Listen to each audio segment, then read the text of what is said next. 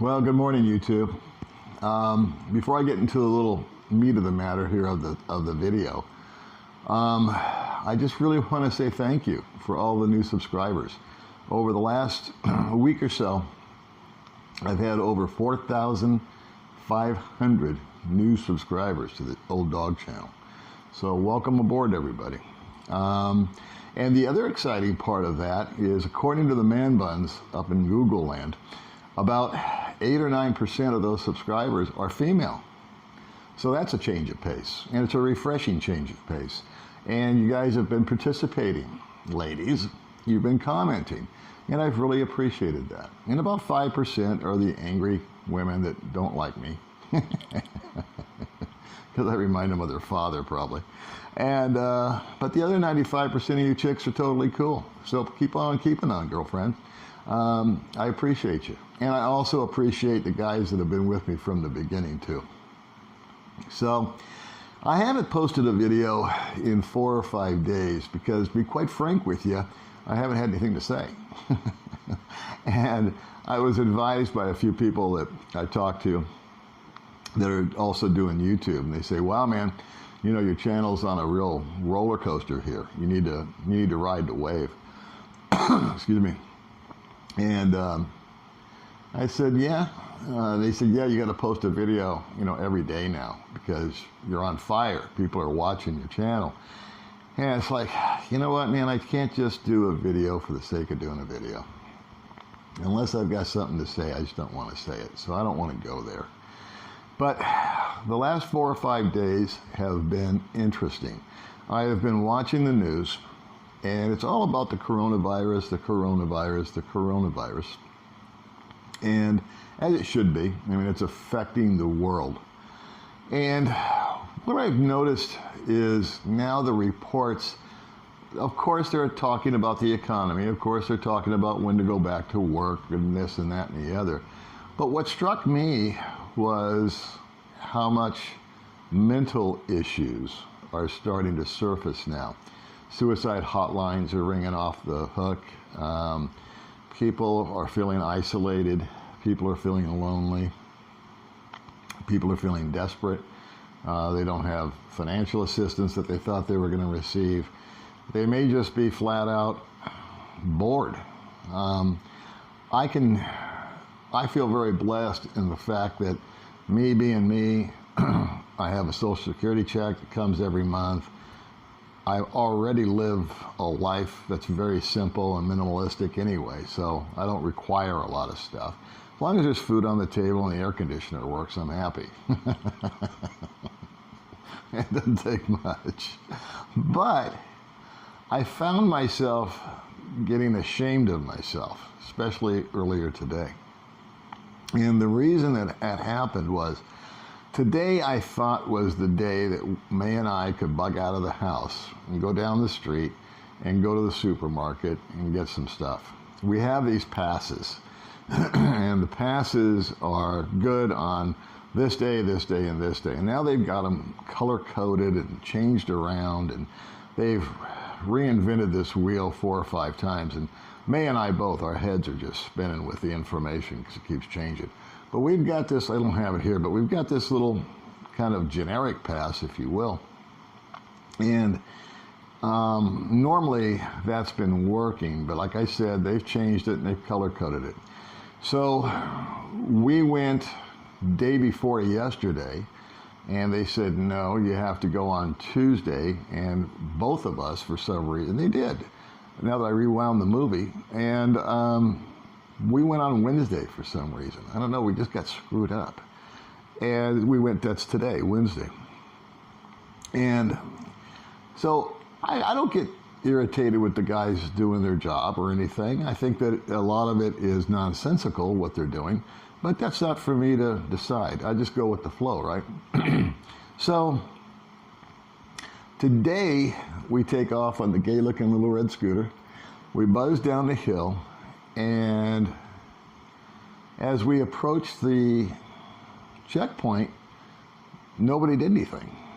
So I slowed down, and they literally just went like this and just waved us through. And we're driving along, and I said to May, I said, what was that all about? How come they didn't stop us? And May just said very matter-of-factly, oh, well, it's lunchtime. And it's true.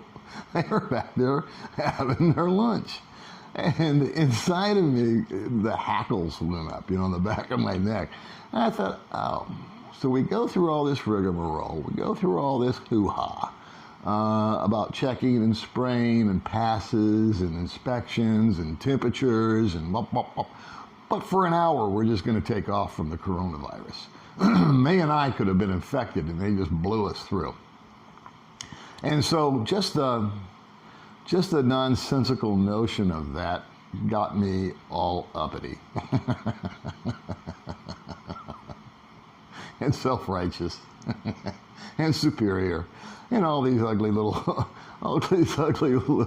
character flaws that I have came rising up to the surface. And then to make matters worse, we got to the market, which was empty. I mean, Hypermart had like 7 cars in the parking lot. And I said, well, this is too good to be true.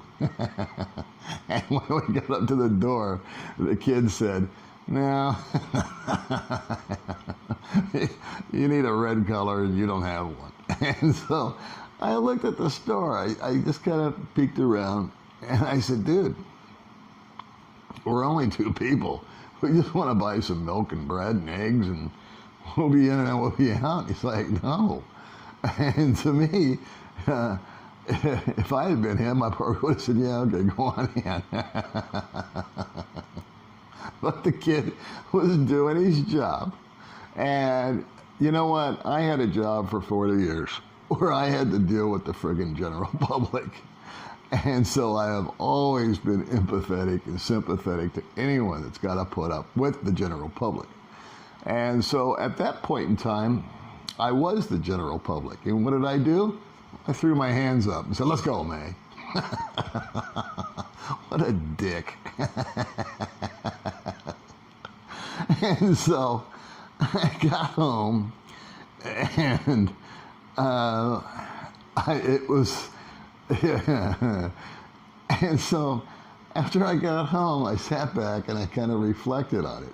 And I've been very reflective this whole 30 days that we've been here in the compound, here at the McGill compound. And most of my reflections have been back, about when I first moved here, and I kind of relived that story for some people in a few videos. But today, I was just reflective on like the last 24 hours of my life. And it caused me to pause and think, you know what, how could I have done that differently? What should I and could I have done? All these reports are coming out about people being lonely, people being suicidal, people being depressed, and you think, well, what can I do about that? I read the comments that are on my videos that come through, and 95% of them are really nice. They're really encouraging. They're really appreciative. They're positive. And then there's the 5% that aren't. And when I read those 5%, out of the 5%, 50% I just have to delete and block and make them go away because they're perverted, they're disgusting, they're weird. They talk about May, they talk about me, and talking about me is fine. I always let those comments go through, but when they're referencing me and May in some sort of unusual manner, I just get rid of them. The other ones I let filter through if they're about me. And then usually you guys comment with them. And so I got to thinking today about how I react to some of those comments and how I reacted at the checkpoint and how I reacted with the kid at the supermarket. And it was negative, negative, negative. And I thought, is that the man I want to be? Is that what I came over here to do, to reinvent myself and get all this new aspect on life and new lease on life and a new attitude and a fresh start as a negative guy? Is that what I'm going to be? And then I had another memory hit me. And this was a story that I heard, of all places, in church back in Las Vegas years and years and years ago. And I won't be able to repeat it verbatim, but I'd like to share it with you for a minute, as best as my memory will allow me to. You'll get the gist of the story. And the story goes as such, is that there was a young boy who was a Down syndrome child. And as he reached his teenage years, his father was always very, very involved with this kid. This kid's name, I believe, was Tommy. And so Tommy and his father were very close. And as Tommy became a teenager, his father knew he was going to need to get out into the world. He was going to need to get out and interact more with people and have some sense of responsibility. And Tommy's father got him a job as a bag boy at a supermarket. And Tommy loved his job as a bag boy. And as the customers would come through, Tommy had so much joy and so much love. Little Down syndrome kids are always like this, always so happy and joyful. And he took great pleasure in placing the items that the person purchased in the bag neatly and nicely. And he would talk to the people and comment and cut up a little bit and just had a blast.